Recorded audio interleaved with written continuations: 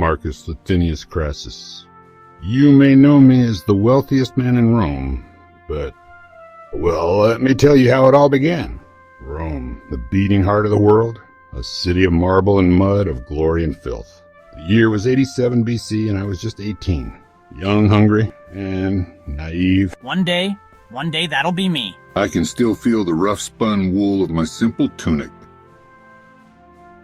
the dust of the streets on my sandals, the creases in my brow already forming from constant worry. Those words, you see,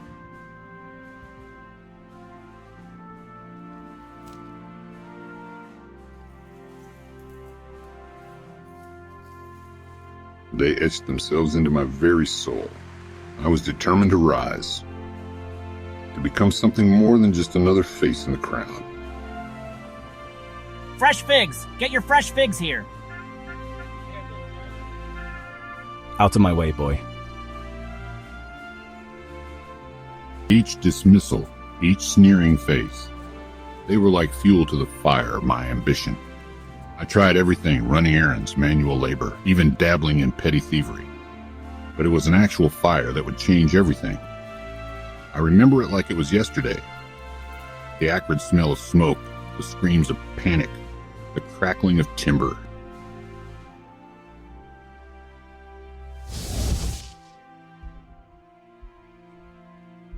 By Jupiter! I'll sell for half. No, a quarter of its worth. Just save what you can. Interesting. In that moment, as I watched that man's life go up in flames, something shifted inside me. It wasn't compassion I felt. It was opportunity. I could see the conflict in my own eyes, the tightening of my jaw, the furrowing of my brow. The moment I chose ambition over morality. I'll do it, whatever it takes. And so began my rise, my transformation, from a nobody to, well, you know the rest. But remember, power always comes at a price. And mine was steeper than most.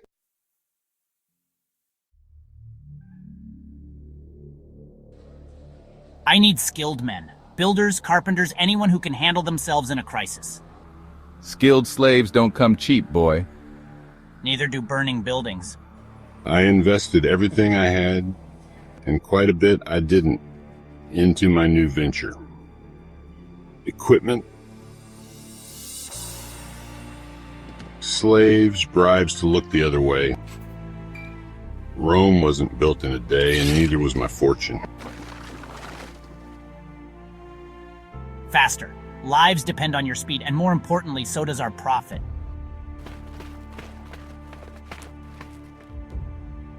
You're different from other masters, Dominus. How so? You see opportunity where others see only disaster. Alexandros, he understood me in a way few others did. It was unsettling, to say the least. Remember, we don't move until I've made the deal. No matter what you hear inside. Please, my life's work is burning. And I'm offering you a chance to salvage something from the ashes. Do we have a deal? It was a system as efficient as it was ruthless. We'd arrive at a fire. I'd negotiate with the desperate owner, and only then would we act to save what we could. Wait, there's someone still inside. But Dominus, we haven't made the deal yet. Damn the deal. Get that child out.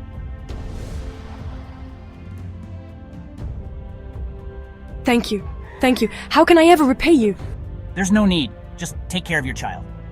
It was a moment of humanity, I suppose. A flicker of the man I might have been in another life. Another day, another denarius, or should I say another 1,000? But Rome waits for no man, and neither does ambition. The fires kept burning, and with each one, my wealth grew. So you're the upstart everyone's talking about. Crassus, right? And you must be Quintus. I've heard interesting things about your operation. Stay out of my territory, boy, or you'll regret it.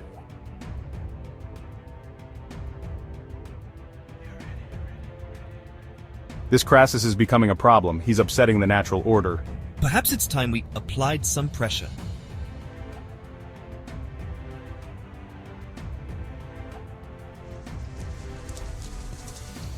Fire! Fire in the Subura!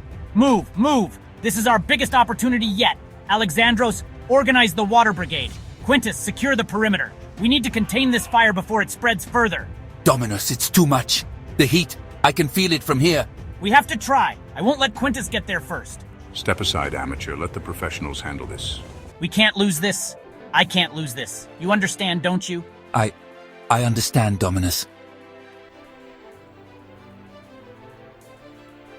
There's something you need to know about Crassus and his methods. By the gods, this is worse than we thought.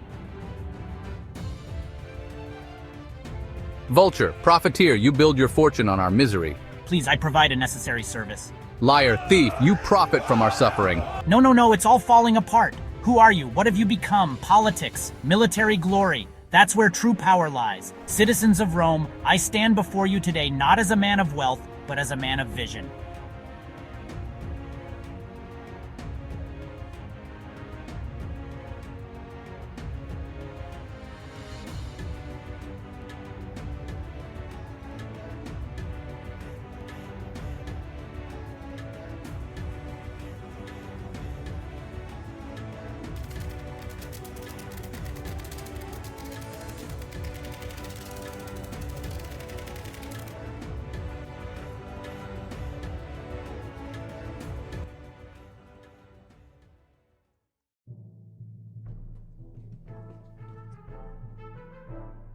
Citizens of Rome, I stand before you not just as a man of wealth, but as a man of vision. Well, you see, power is a curious thing. The more you have, the more you want. And I wanted it all.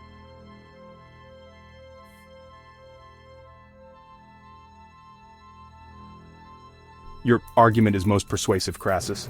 Politics, it turns out, wasn't so different from my fire brigade. You just had to know which strings to pull, and how hard. Time to prove yourself on the battlefield, Marcus. But you see, in Rome, true power came not just from wealth or political influence, but from military glory. And that, well, that was something money couldn't buy.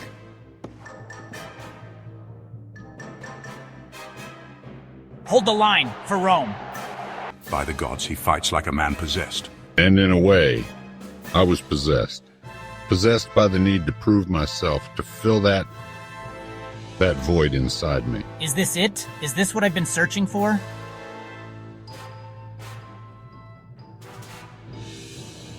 The Senate recognizes Crassus, victorious general, savior of Rome. Thank you, citizens. I do this all for the glory of Rome. What now, Marcus? What's left to conquer?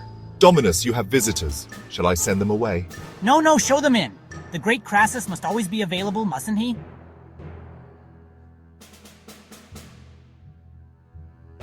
Citizens of Rome, I stand before you as living proof of what ambition and determination can achieve. All this power, all this wealth, and still I feel empty.